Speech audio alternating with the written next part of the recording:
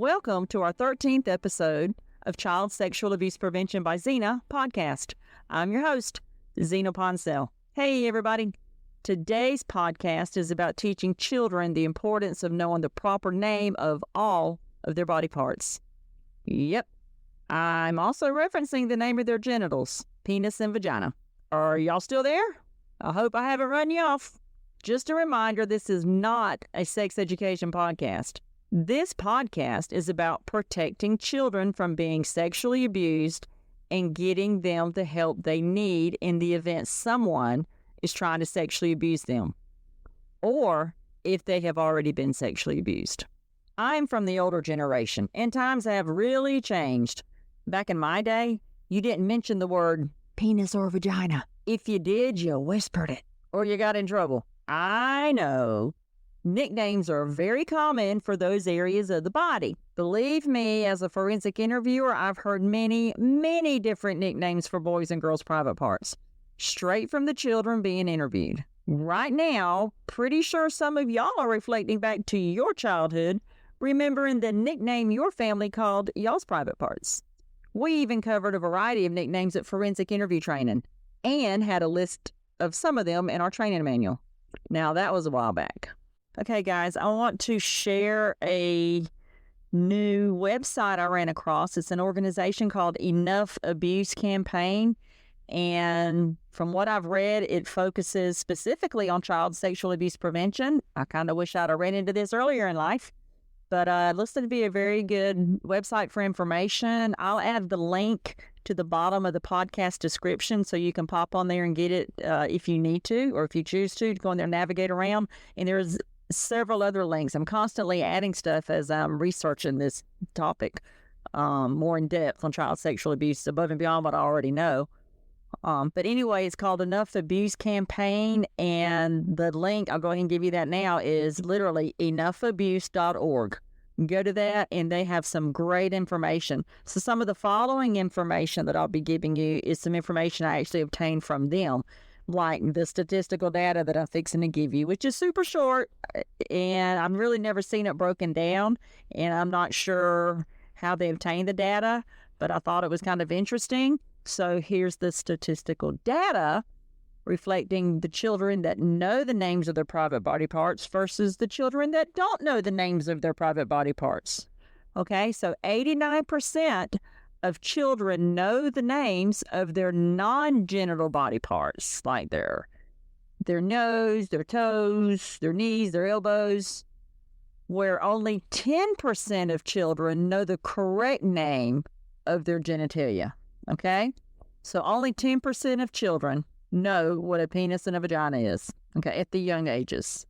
So I just want to throw that out there. Now, should we wait till 6th grade human anatomy to teach our kids what the proper name is for their private body part? Okay, so why is it recommended or suggested that my child or children learn the proper names of all of their body parts to include their private body parts? Language. And when I finish, you'll better understand what I mean by the word language. There's an example from a training video, and the example that they provide in this training video is Darkness to Light Stewards of Children, which their information is also in the description of my podcast. In this video, you have speakers talking. And some of these are adult survivors of child sexual abuse. Great training, but I'm not focusing on the training. I'm focusing on the content of it. In this video, it speaks of a true situation that took place, and this is probably one of many, where a child in a classroom went up to her teacher and said, "My daddy ate my cookie last night." And the teacher didn't even think anything about it. Said, "Okay, great, and go sit down now." So the child went and sat down, and that was pretty much the end of it. As far as the teacher knew, maybe the child baked cookies, and her daddy maybe ate one of the cookies, and it was probably a good situation. What the child was trying to tell the teacher was that her dad had performed an oral sex act on her last night. Now, had the child had the appropriate language to tell the teacher what happened using the appropriate wording of her private body parts, the teacher probably would have paid a little closer attention. And this is absolutely, I'm not knocking teachers at all, okay? This is the way the child presented it, so it was perfectly normal for the teacher to interpret it that way. I love my teachers out there, so this is no discredit against you guys whatsoever. Had the child gone up to the teacher and said, my daddy ate my vagina last night, I'm pretty sure the teacher, immediately would have taken action, got a hold of the school counselor or whatever their protocol is within the school system. In most school systems, all school systems should have a protocol. Anyway, that is why it is very important to teach your children proper names of their private body parts. And I could stop and leave it at that. That should be enough. But I'm going to go a little bit deeper into it. What about embarrassment?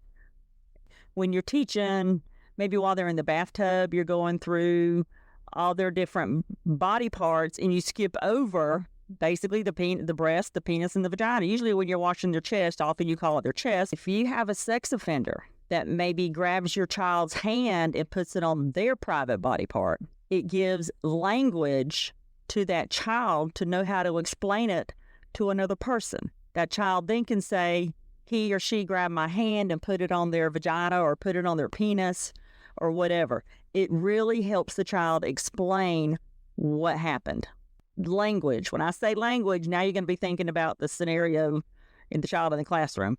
But I want you to better understand the concept of why it's important they learn. They learn the appropriate language for their body parts. They might be embarrassed to tell if an offender did something to them or made the child do something to the offender, because they might feel like they're going to be in trouble because that's something that you don't talk about.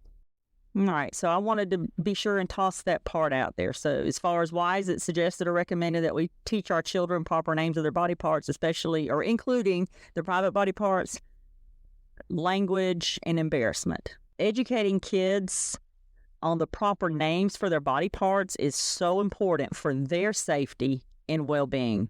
And here's why. When children know the correct names for private body parts, they're better equipped to talk about if someone touches them inappropriately.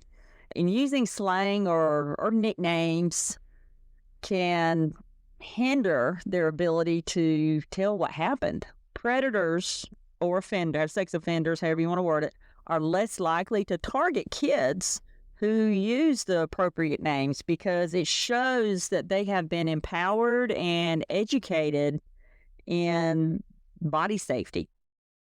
Many clinicians often agree that using the appropriate terminology enhances children's body image, confidence, and openness, or more willing to communicate about certain things. And in the past, I've talked about communication, and this is another piece of that puzzle. Communication between you and your child is very important in keeping them safe. How can I teach my child the appropriate names for their private parts? Brand new, hot off the press. Let's say right now you're pregnant and you're listening to this. When your baby's born and you're putting lotion on their legs, or, you're giving them a bath. Basically, any body part that you're touching or go down and you're washing or whatever, mention the name of that. This is your head, I'm washing your little hair. This is your face, I'm washing your face. These are your ears, I'm washing your ears. This is your neck. And you can go on down to your chest, your tummy, your vagina. This is your legs. This is your knee. This is your ankle. This is your feet. Just all the way down. Just include it in the process of giving them a bath, and just put the appropriate name on it, on their vagina or their penis, or their bottom, their butt. You can call it the butt, whatever you want to call it. These are your kids. I'm just throwing suggestions out here, okay? This is all up to you guys. But after working with kids for a long time, I just want to toss this out there, how important it is that they really know the appropriate names, but the basic medical names for private body parts on children. Again, when they're in the bathtub, just matter-of-factly, just start at one end and go down to the other. You don't have to all of a sudden say, okay, this is your penis and this is your vagina. And I know we've talked about not talking about it. Now, in teaching your children this, it'll make them safer. You might want to, if they're in school, you might want to tell the teacher, Hey, they know their body parts. I just want to let you know. And hopefully in the future, schools will maybe start educating kids at an earlier age. Again, I'm not talking about sex ed. I'm talking about knowing every part of your body for the children's safety. So they will have the appropriate language to make a report. They might think like the little girl in the classroom where she said, Daddy ate her cookie last night. In her little mind, that's the appropriate name for it. And if you've been calling it a nickname, that tells me they're probably a little bit older. And you can sit them down and say, I think you're old enough now to know what the appropriate names are, or however you want to word it. And if anybody ever hurts you or touches you or makes you feel uncomfortable or makes you touch them on their penis or their vagina or their bottom or their breast, you need to let mommy or daddy or a safe person know. They just need to know. They just need to know. All right, let's see where we're at. What if my child asks an uncomfortable question? Well, they probably will. Sometimes you can order some books, and I've mentioned some books before on body safety, but you can also get some books, Google on books on body parts, if you're more comfortable reading a book to your child. In fact, I may in the future do a video of reading a book about their body parts, if that'll help anybody out. Y'all shoot me an email, let me know what you think about it, csapreventionbyzina@gmail.com, because I can easily put a video together. I can get a book that shows all the body parts, or I can even use an anatomical drawing, and we can just go down the body parts list, and you can just show it to your child, and y'all have a discussion about it. Right. So if my child asks questions that make me feel uncomfortable, okay, you just need to take some deep breaths and remain calm. Keep it super simple, very age appropriate. Don't go any further than you need to, other than right now, basically you're giving the private part a medical name. Like if you have to go to the doctor's going to look at your penis, make sure it's okay. He's going to look at your vagina, make sure it's okay. Some of you guys might be thinking, my child already knows a slang word or a nickname for their private body part. What if something happens and they have to have a forensic interview done? I'm pretty sure my child is not going to call their private body part a penis or a vagina when we're trying to find out with the forensic interviewer, or the forensic interviewer is trying to find out the details of what happened, the factual data on what took place. Hopefully nothing has, but in the event of. So you guys will know, do not panic. Child forensic interviewers are trained in following the language of the child. Now, if your child knows what penis and vagina and breast and their entire body parts, a jury might be better able to relate to it. But as far as a forensic interviewer, they are very well trained. They will follow the child's language, and they're trained and they know ways to confirm that whatever that child's language is referencing that certain body part. So do not panic in that. I will highly suggest, even if they have nicknames, you let your child know what the appropriate name is, what the medical terminology is for their body part. So don't panic. Just educate your child and children. If you guys still want to call it whatever y'all call it, that's perfectly fine. Again, this is you, your family, your kids, your situation.